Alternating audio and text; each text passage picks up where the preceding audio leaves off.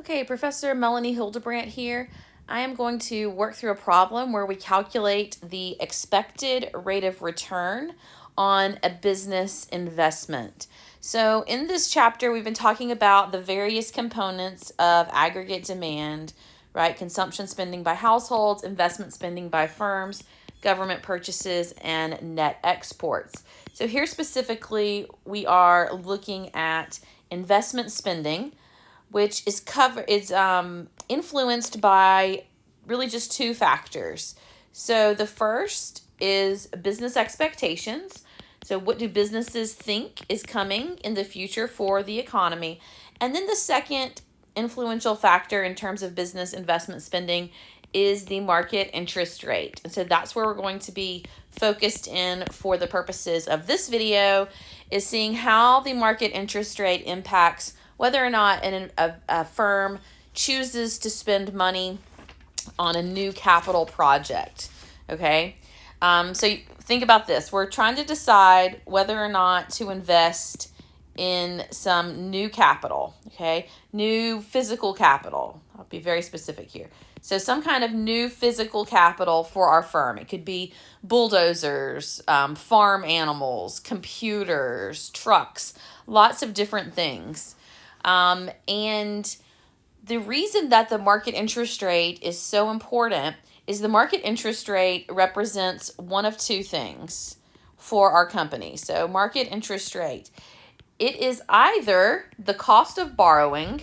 So let's say the firms don't have enough cash on hand to purchase the new physical capital. They have to take out a loan, and therefore the interest rate that's listed on their loan is the cost, right, of being able to purchase the things now. Or if they do have cash on hand, the market interest rate is important because it represents what could be earned. Okay, so it represents what could be earned by the firm if instead of spending the money on new capital, we instead purchase some kind of, stock, bond, mutual fund, something like that. So here's going to be our example. We have a golf course, and this golf course is considering the purchase of new golf carts. So considering purchase of new golf carts. Okay, and we're told that each of these carts are, so this will be our purchase price. Our purchase price for each of these carts will be $2,000 each. Okay, $2,000 each. We're also given what's called the annual expected earnings. So annual expected earnings for these golf carts. So think about it. If I'm a golf course and I purchase my first golf cart, well, that first one is going to generate the most new revenue for me, because if someone comes into golf, I have a cart there, it's going to get used the most. So let's say that this one annually brings in an extra $400 in revenue. Now, if someone's using the cart and someone else comes in and there's not a cart for them to use, they're not going to pay, and therefore we're going to lose some money. So purchasing a second cart could still increase profits, but not as much. Maybe it's a colder day, the first one gets used, the second one just sits there, no one is renting it. So its annual expected earnings would be $300. For the third potential golf cart, it would be $200. And then finally, we're considering a fourth cart that would still generate positive revenue of $100. But again, the question comes down to, how many golf carts should I buy? So that's our question here. How many carts to purchase? Okay. And so to figure this out, we are going to calculate the ERR, or expected rate of return. Now, it's also important to know this example, what our market interest rate is. And so this is assuming a market interest rate currently of 8%. Okay, so this is the formula for the ERR, or expected rate of return.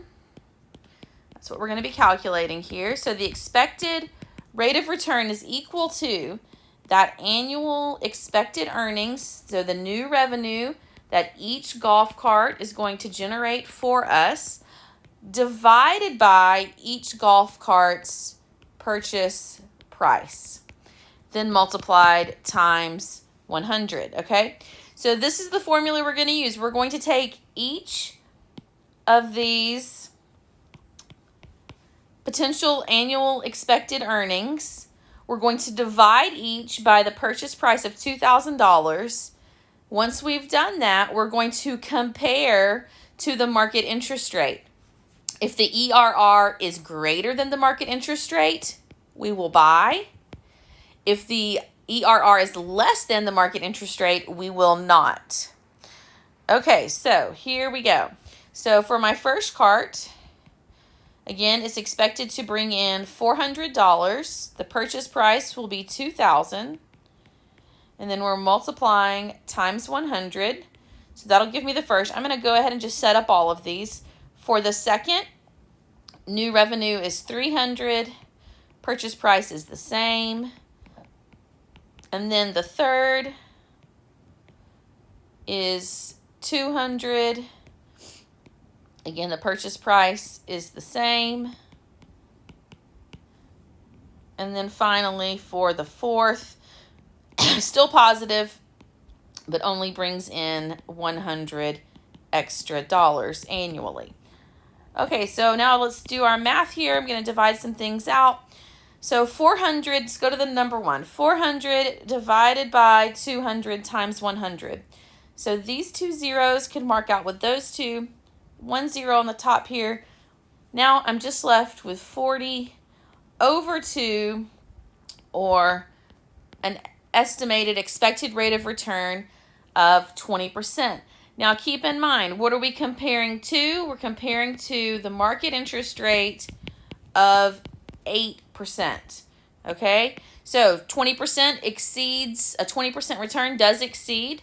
So yes, we would buy that first cart. Okay, well, let's see about the second cart.